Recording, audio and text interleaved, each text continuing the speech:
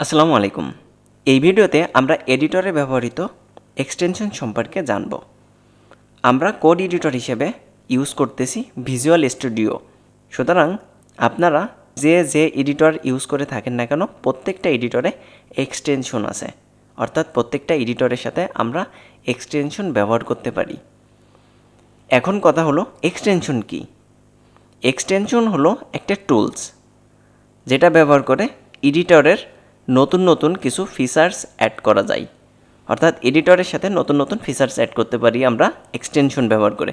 যেমনটা ধরেন, আপনি এখন চাচ্ছেন এই যে আমরা এই কোড লিখি, এই কোড লিখে সেভ করার সাথে সাথে ব্রাউজারে অটোমেটিক্যালি রিলোড হবে, অর্থাৎ আমাদের কষ্ট করে আর রিলোড দেওয়া লাগবে না। এই ফিচারটা যদি অ্যাড করতে চান তাহলে আমরা একটা এক্সটেনশনের মাধ্যমে করতে পারি।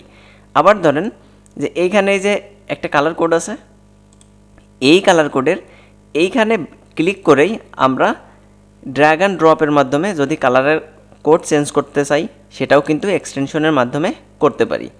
আবার বিভিন্ন শর্ট কোড বা আমরা যদি কখনো এরকম কোড লিখতে যাই তাহলে অতিরিক্ত যে সাজেশনটা দেয় এটাও আমরা বিভিন্ন এক্সটেনশন ব্যবহার করে আরও বেটার পারফরমেন্স পেতে পারি। তো চলুন আমরা দেখি এই ভিজুয়াল স্টুডিও কোডে কিভাবে এক্সটেনশন ইনস্টল দিতে হয়। তো সর্বপ্রথম আমি একটা এক্সটেনশন ইনস্টল দেব, যেটা ব্যবহার করে আমরা যদি কোনো কোড এডিট করি, অর্থাৎ আমরা যদি কোনো কোড পরিবর্তন করি তাহলে অটোমেটিক্যালি সেইটা এডিটরে রিফ্রেশ হয়ে যাবে, অর্থাৎ আমরা সেভ করার সাথে সাথে এডিটরে রিফ্রেশ হবে। আবার আপনি যদি চান যে সেভ করতে চাচ্ছেন না, ধরেন যে সেভ করতে চাচ্ছেন না, আপনি লিখতেছেন অটো সেভ হবে, সেটাও এক্সটেনশন এর মাধ্যমে করা সম্ভব। তো ভিজুয়াল স্টুডিও কোডে এক্সটেনশন ইনস্টল দিতে গেলে আপনাকে এই আইকন, এই যে এক্সটেনশন আইকন অথবা Ctrl+Shift+X প্রেস করতে হবে। তারপর এইরকম আপনি একটা সাইডবার দেখতে পাবেন। এখানে আমরা সর্বপ্রথম ইনস্টল দেব লাইভ সার্ভার নামে একটা এক্সটেনশন। তো আমি এখানে লিখলাম লাইভ, শুধু লাইভ লেখার সাথে সাথে আমি এখানে দেখতে পাচ্ছি লাইভ সার্ভার নামে এই যে এক্সটেনশন, এখানে আরও অনেক এক্সটেনশন আছে লাইভ রিলেটেড। তো এই লাইভ সার্ভার নামে যে এক্সটেনশন, এটা 41.1 মিলিয়ন ইনস্টল করা। তো এইটা আমি এখন এই ইনস্টলের উপর ক্লিক করলাম। তো দেখেন এখন এইটা ইনস্টল হচ্ছে, ব্যাস ইনস্টল হয়ে গেছে। তো ইনস্টল হয়ে গেছে গেলে আপনি এখানে আনইনস্টল অথবা ডিসেবল এই বাটন দুটা দেখতে পাবেন। তো ইনস্টল হয়ে যাওয়ার পরে আমি দেখতে পাচ্ছি অটোমেটিক্যালি এইখানে গো লাইভ নামে একটা অপশন কিন্তু চলে আসছে। তো চলুন আমরা যদি এখন কোডে চলে যাই, বা এখান থেকে আমি এটা কেটে দিলাম, দিয়ে এটা আমাদের কোড ছিল।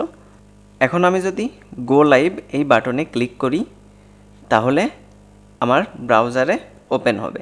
আচ্ছা, আমার ব্রাউজারে এমনভাবে ওপেন হওয়ার পরে এখন আমি এডিটরে যে একটু টেক্সট পরিবর্তন করলাম, আমি এখানে বললাম এক্সটেনশন, সেভ করলাম এবং এখানে আসলে দেখতে পাচ্ছেন অটোমেটিক্যালি এটা চেঞ্জ হচ্ছে।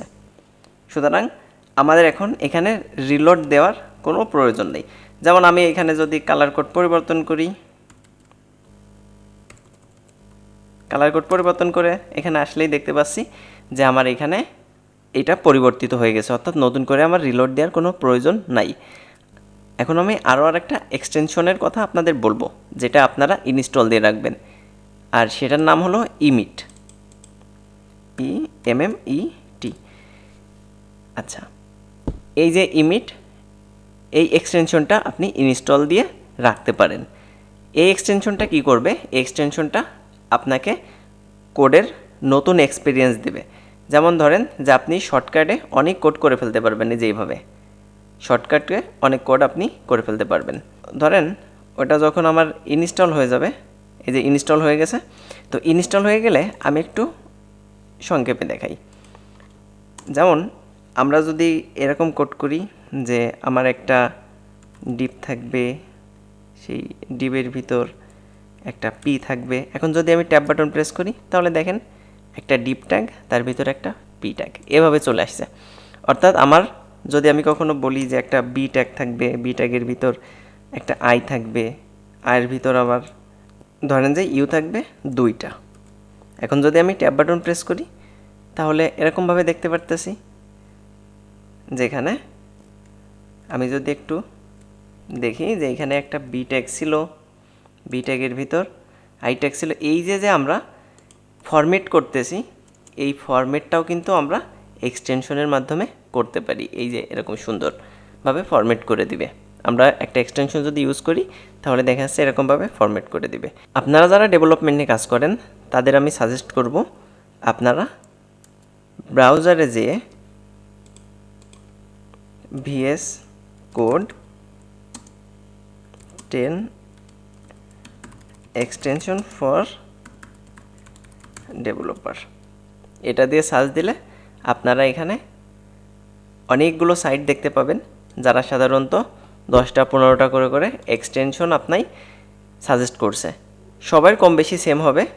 দেখেন এই যে লাইভ সার্ভার আমরা ইতিমধ্যে যেটা ইনস্টল দিয়েছিলাম সেইটা, তারপরে আরও অনেকগুলো আপনার এক্সটেনশন এখানে কি কাজ করে এবং কেন ব্যবহার করব সেই সম্পর্কে বিস্তারিতভাবে বলা আছে। আশা করি আপনারা সবাই এক্সটেনশন সম্পর্কে বুঝতে পেরেছেন। সাধারণ অবস্থায় এক্সটেনশন হলো আমার এডিটরে কোনো একটা নতুন ফিচার্স অ্যাড করতে ব্যবহার করা হয়। তো আজ এই পর্যন্তই। পরবর্তী ভিডিওতে আমি লিস্ট সম্পর্কে বিস্তারিত আলোচনা করব।